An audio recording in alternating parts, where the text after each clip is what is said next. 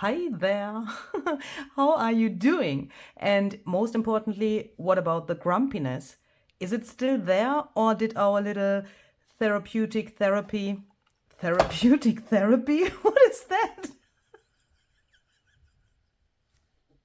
What the heck is a therapeutic therapy? Oh my goodness. Did our therapeutic session of making these flowers here help you? I mean, is the grumpiness gone, or how are you feeling today? I think it will not sound very convincing when I say my grumpiness is still there when you hear me laughing here. But this is part 2 of making layered flowers. In the last video, we made these cool things here, and we have colored these with a really aggressive method, which was new to me, but that is also part of my process of making layered flowers. That was, by the way, a requested video, or this whole thing is a requested video, because you have asked how I made my layered flowers for my Tattered Bunny collage book. There I had some flowers which were similar to what I'm doing here, process-wise, but design-wise they were totally different. If you are new here, let me quickly show you what I'm talking about. These are the flowers you have asked for. You wanted to have a tutorial, and what I'm doing here is a try of showing you my process, how I make these flowers.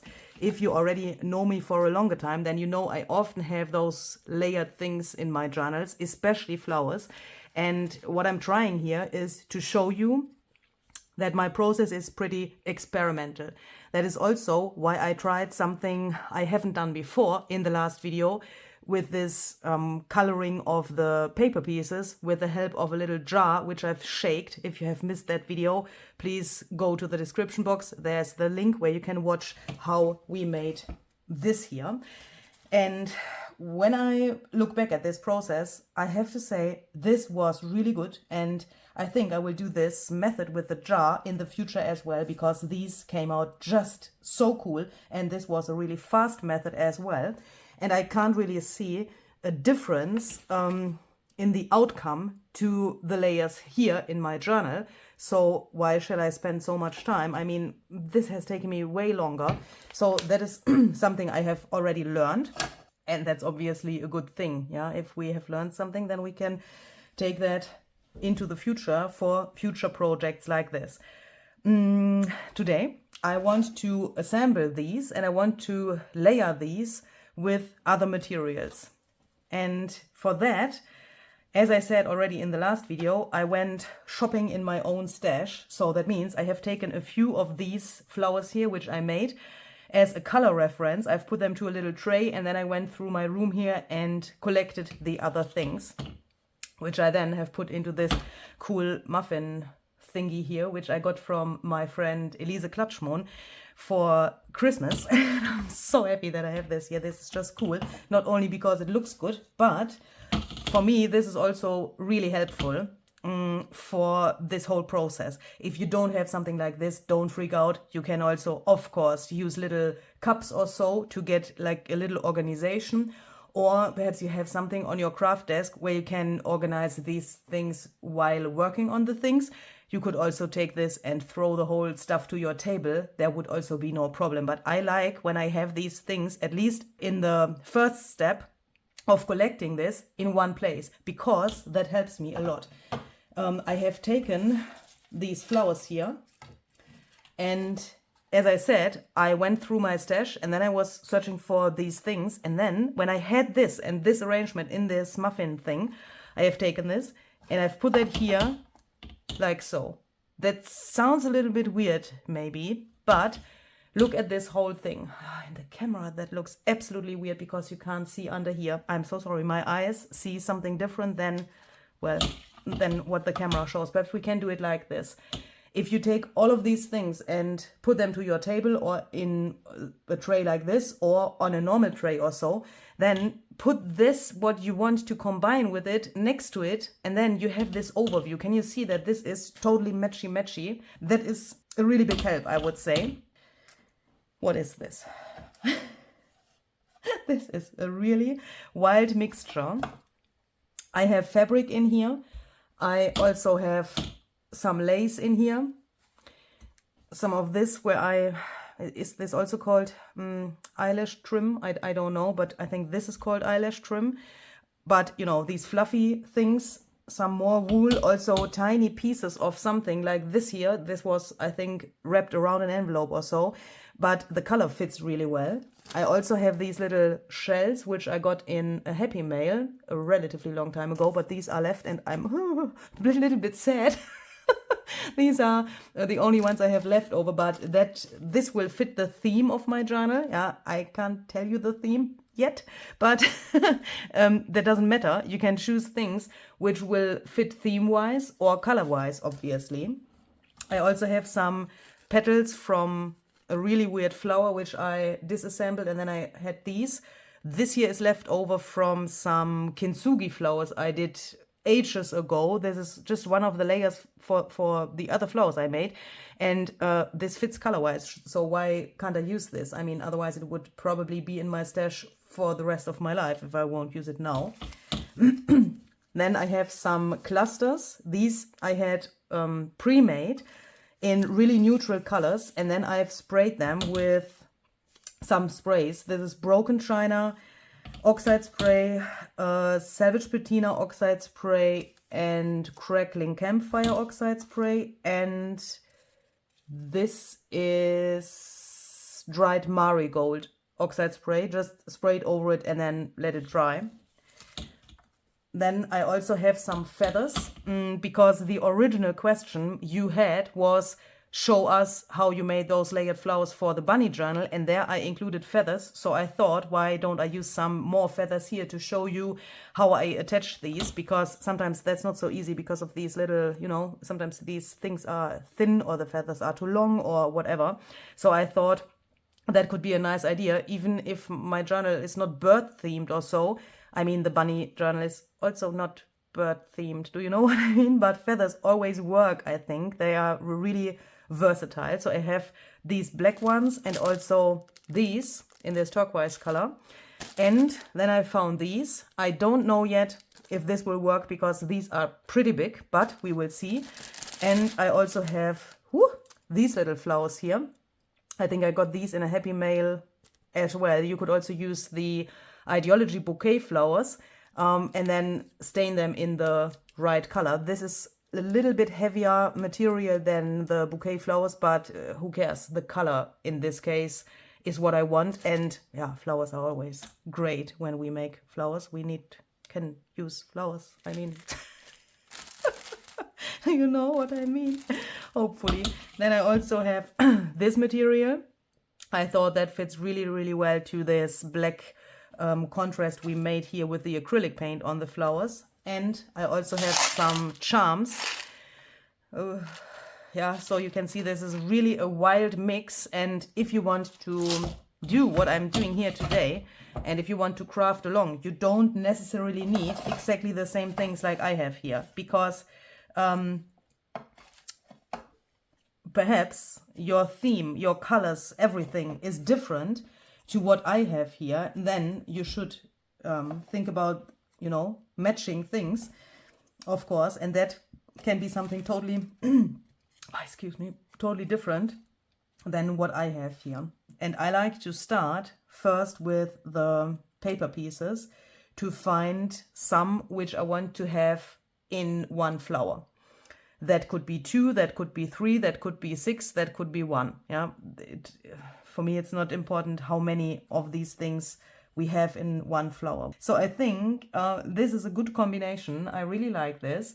And now I can think, what do I want to put in between? But of course, you could also say I start with a bigger piece of something.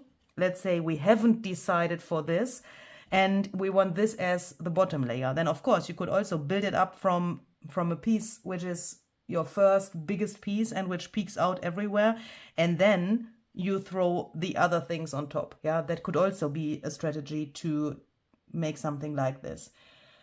I think here could look good if we include a feather here, because I don't like this straight edge here so much. That's also something where I think those additional materials can really help to break either straight lines or weird shapes or so from other materials you've used. So for the feathers, I like to do it like this. I like to, if this is too long, cut it shorter. And some feathers, this is probably not such a good example. Some feathers, and especially those I've used for the bunny journal, they have this really stiff thing. And when you hold the feather, sometimes you can see that it's curved. Sometimes when you take that then and, oh, these fit even better. Let's do a combination. When you put that to the table, you can feel it's like, you know, it's moving when you touch it. My trick is then, I mean, this would be okay, but there are feathers where this part is even more stiff than on this one. I like to break this, not tear it off, but break it, just, you know, with, ooh, not tear it off. And what is she doing? Oh, holy cow. Just, you know, that it breaks in different spots there. You can just press in with your fingernail, and when you then put that to the table, it's completely flat and it's not moving anymore. And that way, it's also easier to glue that in between the layers. So then we can put a little bit of glue here, put this feather on here. I want to cover this straight edge from the yellow fabric. We can put this on top. And shall we, yeah, we could perhaps think about a little bit of this material. I like these see-through materials like this here, for example, or lace which has really big openings for the layering, because yeah, because you can see through it and then you can obviously layer more things here because they will not cover the other layers underneath. And yes, this is not, oh no, this is not completely on there now. It comes up a little bit because this material is a little bit like plastic, but that doesn't matter. Just glue it, and then later on you can just put something heavy on top, or you could also use a little eyelet or so to bring these layers together, and then the eyelet functions as a little additional decoration, and at the same time it's like a little clamp which holds everything together until it's dry. Ooh, I think a little bit of gold would be nice here, or even black for the center. So then I hold this here like so. I take either my crocodile or an awl, depending on the size of the bread. Did I say eyelet a second ago? Oh my goodness, I meant bread. Did I say eyelet? I think so. I'm sorry. But obviously you could take an eyelet as well. That would then also be, on the one hand, a nice addition, and on the other hand, it could function as a clamp as well, even if I meant bread when I said eyelet. So let's poke in here, and here I'm using an awl because my crocodile would be too big, the hole would be too big for these tiny tiny breads. Holy cow. And what I then like to do is either take a hammer or the end of the awl to press this down so that it's really in there. And then this is our first little flower. And as you can see at first glance, this looks totally different than those in the bunny journal, but that's what I was trying to explain the whole time. They turn out different every single time, even if they are all flowers. Do you know what I mean? So then let's go on with the next one. Here perhaps we could take some of this, because what I also like to do is, if you plan to add an eyelet or a brad, you could make a little loop here. At the moment that makes no sense, but hopefully in a second. What about this? This is now already pretty bulky because this layer was made with some glue so that it is really stiff, and this little fold there is pretty high already. So let's take this and make a hole here. And here I want to make that in steps and not, you know, through the whole thing, because I want to wrap this around the bread I will use. Let's take this tiny one as well. Ooh, and I just remember something which I have. Ooh, oh no. Oh no. Oh, okay.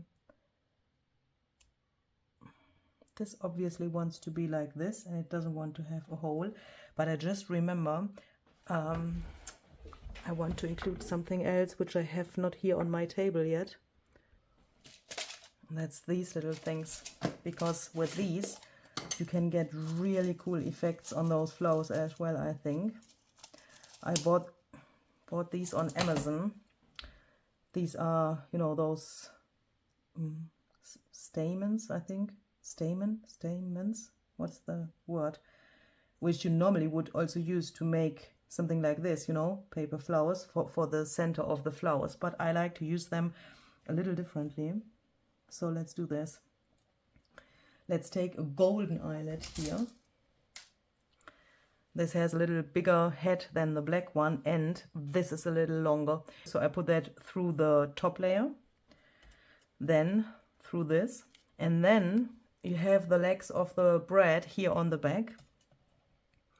Then take all of this, which you have already, you know, bent here in the middle, so that, yeah, it's approximately the middle. Then you can put that around here, like so.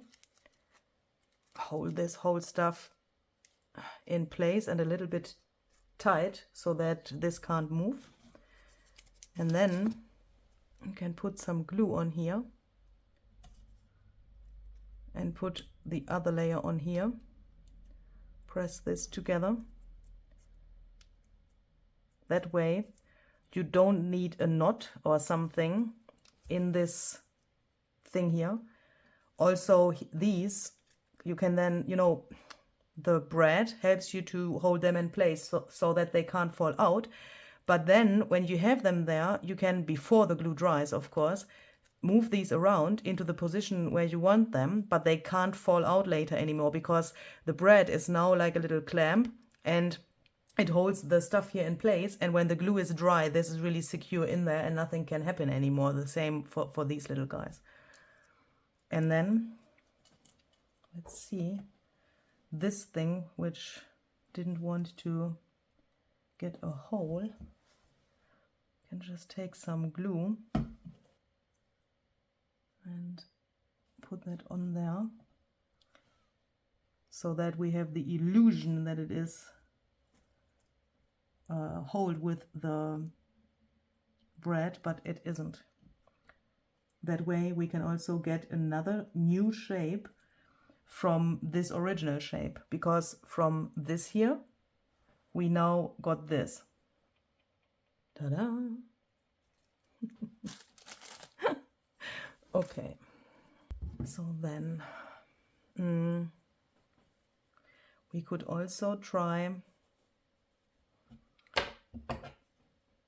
to, shall we cut this into strips or rectangles? This is the only piece of this fabric in these colors I have, so I'm trying to decide what could look the best.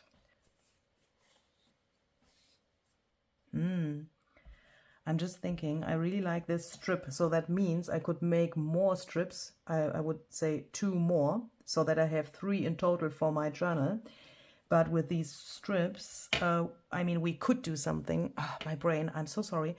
We could do something where the flower is like here on the top and the rest is here. So that would mean we could do it like so, that the flower is here and then the strip is this long thing. But what you also, of course, could do is you could say, okay, I take one big flower for the center here, and we put 2 which are smaller on the sides, or start with a bigger one here and then get smaller to the other in the other direction.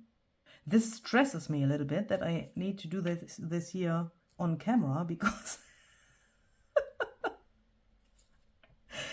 I find this normally really relaxing, but when I have the feeling that someone is watching me, that's not so relaxing anymore. I just realized that. I have this. This is a really weird piece of fabric. Perhaps some of you might remember that I lived in Austria for approximately 8 years, and I had a caravan there on a campsite. And in the first few years, we needed this. This originally was a bigger piece with a number, and we needed to put that into a window so that the people from the campsite could control that we are we. Do you know what I mean?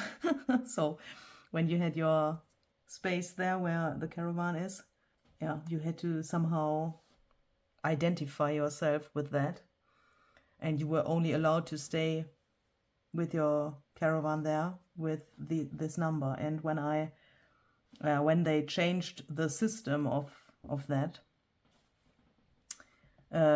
there was no need anymore to put this into the window. And then I said, okay, can I keep it as a memory? And then it went into my stash for my journals.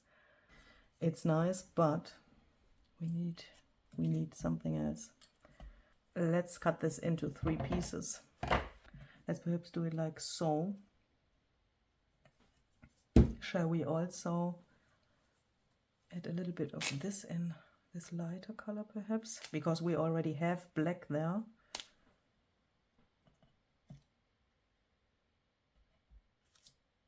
When I see this, I mean, I have the other layers here as well, but when I see this and I like this and I can see, okay, that's something which could work even with more things on top, then I glue together what I already liked. Does that make sense? Because you then already have something, and if you have this material which doesn't want to stick together so well, just take, first glue it to your glass mat and then take something to put it on here. And while that is drying, we can then go on with this. I will assemble this in a pretty similar way.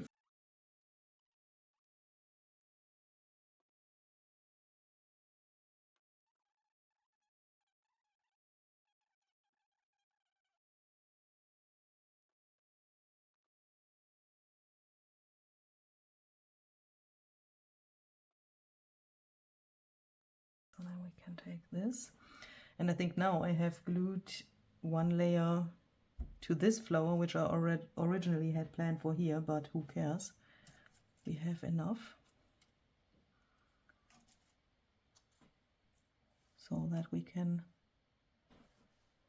Do we really like when this is so extremely neutral?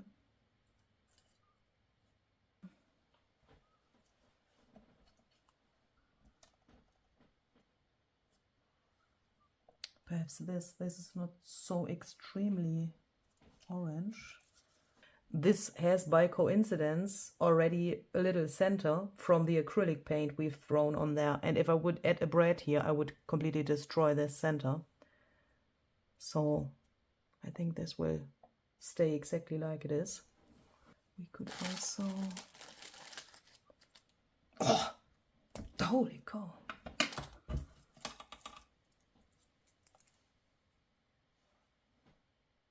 Yeah, I don't like that.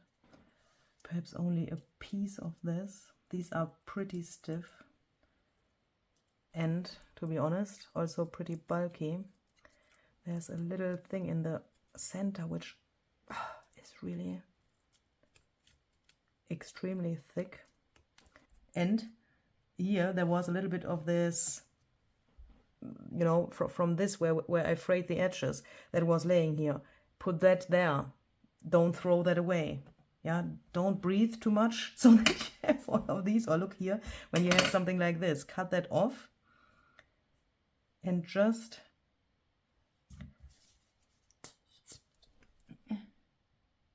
put a little bit of glue here and throw that on there for a little additional thing. And because this covers up a lot of the other layer, again, we get another shape for this brownish layer by covering it up with this thread. I poke in here with my tweezers a little bit so that the glue can grab. Just press in there for a second or two until the glue has grabbed, and then you can let that dry on the side. This is nice, but the layer under this is too small. This covers up this completely. And it's still so thick. Why is that?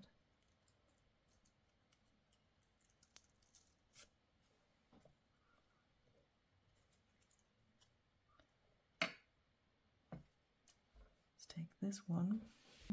What you also could try is, if you think, okay, this is nice, but I don't know what I shall do. If you have decided for this combination, so that here doesn't, that you don't want to put anything in between here, or you think, okay, I want to play around and think, do I want something in between? But then you think, okay, I found, ooh, this looks even better. Then I found 2 or 3 layers which I want to have exactly like that. Take your awl, make holes, put the bread through without glue, so that you then have this in your hands as it is. I think that is just a tiny difference, because what is this? Now it's held together by the bread and we can see the center of the bread.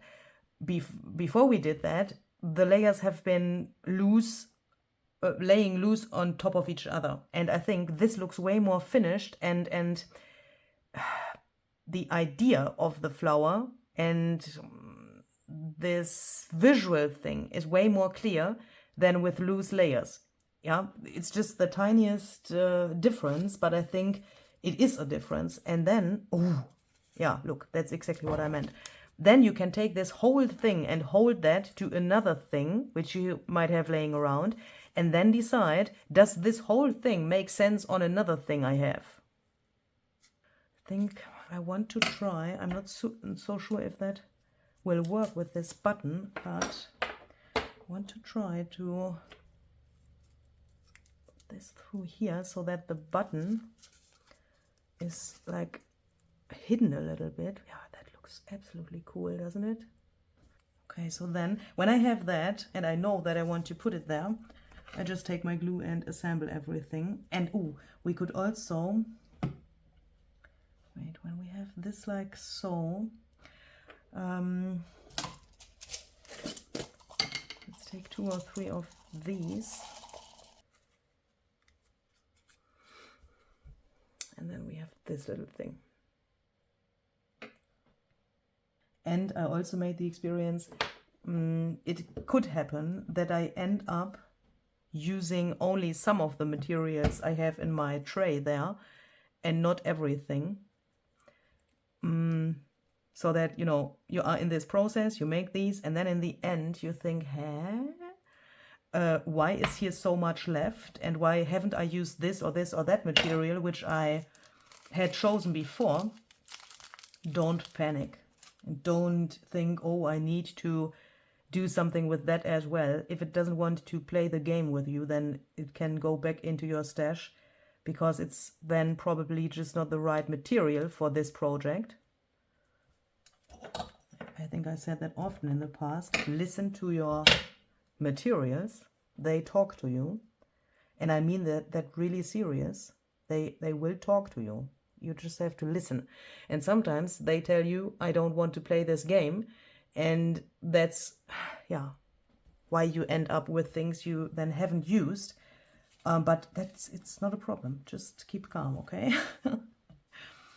What I also thought was, we could also try to, come on, stamp. I have taken this stamp out. This is called Bubbles, CMS 449 by Stampers Anonymous and Tim Holtz. In my opinion, one of the most versatile stamps in the whole universe. I have used this for Halloween, for beach, for Christmas, for any kind of grunge texture. Emboss this with gold and you have the perfect Christmas grunge. Emboss this with black and you have a spider web. Emboss this with white and you have snow. Yeah. And here's even, can I still see it? Here's even a Mickey Mouse somewhere. Do you remember when this stamp came out and Tim suddenly said, oh, here's a Mickey Mouse. Where is it now? Holy cow, I can't see it anymore. Where is it? Where is this Mickey Mouse? Can you see it? Oh no, I lost it. I always saw it and now I can't see it anymore. Oh no, where is that? Do I now really need to stop this search for Tim's video? And that's not possible. Where's this mouse? This freaks my freak.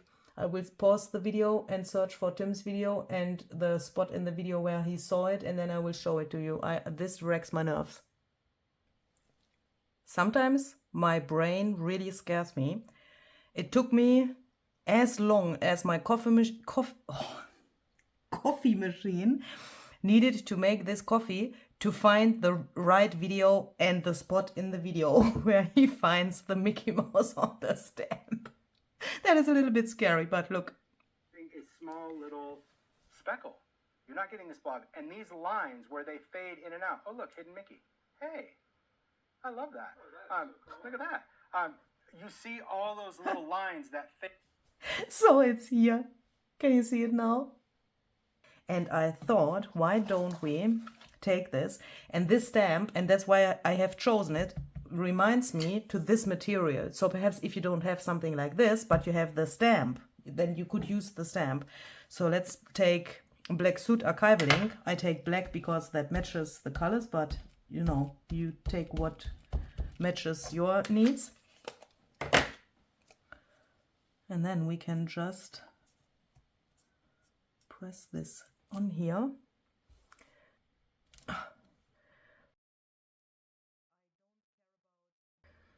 Look. Oh! Now I try to not cover up the stamping too much.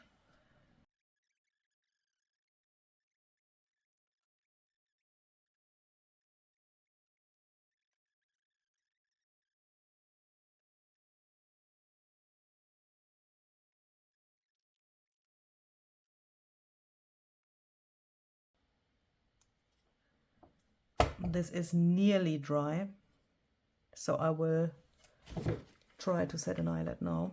But if you do this at home, please just, you know, give this thing a chance to dry completely. Oh no. Okay, this is a good example. It has destroyed this a little bit, but that's not the problem. It will be glued down here later because here is glue underneath. I can feel that with my fingers and you can see it doesn't come off anymore. But my crocodile now has split this into two pieces, but that is absolutely no problem because you can just take your eyelet and since the eyelet has this little frame around here, you can be sure that when you put that in there, this little frame will hold this down additionally. And later on, when the glue is dry, everything is totally fine and in the correct place and everything. Don't panic, just add the eyelet and let it dry completely. And then it's like this. And if you have something like a really giant bulb pin or so, you could even try to add a little charm there. I think that my bulb pins are not long enough. I don't know if there are different sizes of bulb pins available, but what I'm trying to say is, ooh, it works. You could then put it through here. Oh, I'm a lucky girl, because this is just long enough. Here on this side of the flower where not so much material is, here it wouldn't work probably. But then you could take a charm or a bead or a button or whatever you like like so. I could possibly go on with assembling these flowers for the next 24 hours, but I don't want to wreck your nerves. So I'm really hoping that these examples could give you some inspiration for your own flowers. And if you have any questions, then please leave a comment. If you have any questions regarding the materials or the colors or whatever it might be, please just leave a comment and I will try to answer that as soon as possible. If you want to see all of the flowers, then stay tuned. Subscribe to my channel if you haven't yet. You will definitely see these again in the future, and how I will use them in a journal. And I will also post some photos of these on my Instagram. So if you want to follow me there, then feel free to do that. And the link is also down below in the description box. Have a very great and creative day and see you the next time. Bye bye. And don't forget to drink your junk journal medicine. That is very important.